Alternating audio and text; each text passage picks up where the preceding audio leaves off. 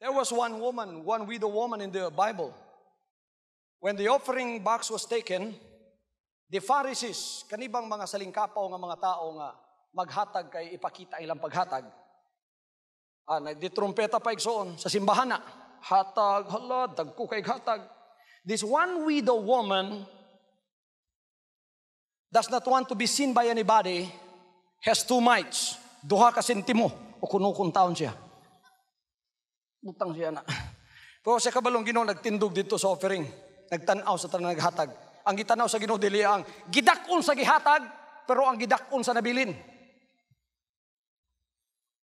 Amen. Ug ang kasing-kasing. After they have given all of their offerings, He called unto Him His disciples. And the Lord taught them a lesson. He said, of all that have given, it is this widow who has given much and more than all of them. Why? Because those people gave out of their abundance.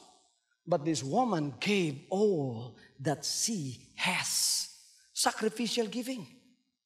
Lalimang katong mga pila ka panahon ni Labay. Hantod karon. Sa siyudad sa Davao ako, ang tanan diri mga covenant partners kadaghanan nasa squalor area, nasa squatters area. Nagsulat sa kuha. Nga, nagduol sa kuha. O ang mga coordinators nag-report sa kuha.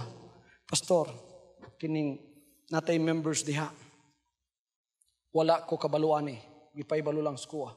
O mingon nga, nag-sacrifice na siya sa paghatag, pastor. Yun sa mga pag-sacrifice. Wala lang kakabalo para siya makatabang sa bulaton sa Diyos. Iyon siya, na maligyan ni siya puto. Pagkatapos ginahatag niya sa ministry, unya yung mga anak igsoon, mas nagikinahanglan anak. Apan giunan niya ang ministry. Kaya nakasabot siya sa mga pulong sa Diyos. Niya nagampuko sa Ginoo, akong gingnan, Lord, tanduga itong naghahatag sacrificially. Niya, kaagi pag siya paglutos. Kay sa dihang na maligya siya, gingnan siya, si Kibuloy, gwapo kay sakyanan, gwapo kay sinina, ikaw na maligyang puto! Sabi niyo sa insulti niya, buot ka! Ako ning gugma. Kaya nakasabot ko sa pulong sa Diyos, magbuti ka lang ako.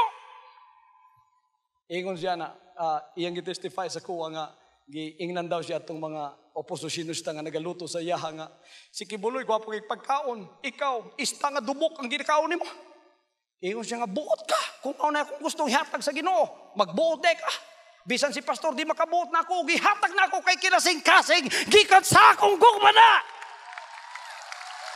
Kaya dito, sa paglilingkod na ito, the Lord does not want forced worship. Don't give yourself by force to the Lord. Or don't give by force if you are not converted in your heart by giving voluntarily, volitionally. It is not accepted by God. Pero tanawa, bisan ang kinatapusang balo, muhatag, bisan sayang katapusan, ngawa ko kabalo, the Lord is going to bless them because they did it by love. Hallelujah!